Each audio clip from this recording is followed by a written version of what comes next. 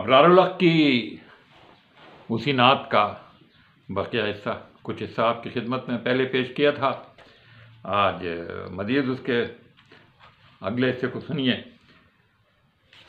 یہ ہم وہاں تک پہنچے تھے کہ ان کو صحابہ نے کہا کہ بھائی ذرا بیٹھ جائیے آپ آرام سے، ہے نا. تو صحابی رسول نے کہا کہ بیٹھ جا یہاں، محفل حضور کے اصول سیکھ لے ذرا. بیٹھنا سکھا رہے تھے مجھ کو وہ کہ اس طرح، چل کے بھی دکھا رہے تھے مجھ کو وہ کہ اس طرح. یہ بھی کہہ رہے تھے کہ خواہ مخواہ منہ نہ کھولنا، بول کے بتا رہے تھے کہ اس طرح سے بولنا. وہ خوش نصیب لوگ تھے جو دور مصطفیٰ میں تھے.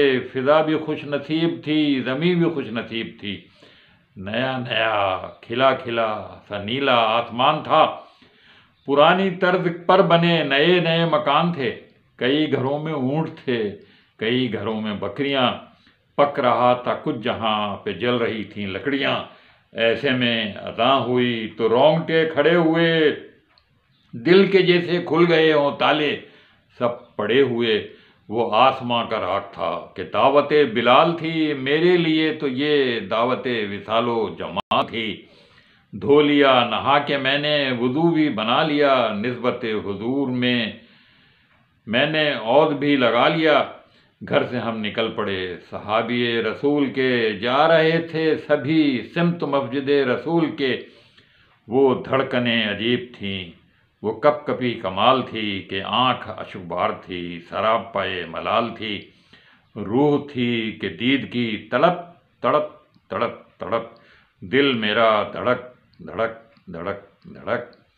ہر قدم پہ بڑھ رہا تھا شوق دید مصطفیٰ، اور ہر قدم پہ گھٹ رہا تھا فاصلہ حضور سے.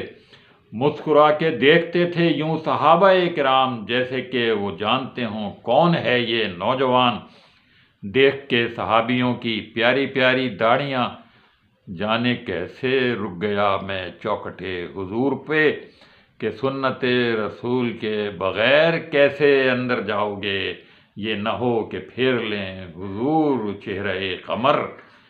جیسے ہی بھلا خیال دل کو میرے آ گیا، نسبت حضور میں نے چہرہ بھی سجا لیا، یعنی داڑھی رکھ لی.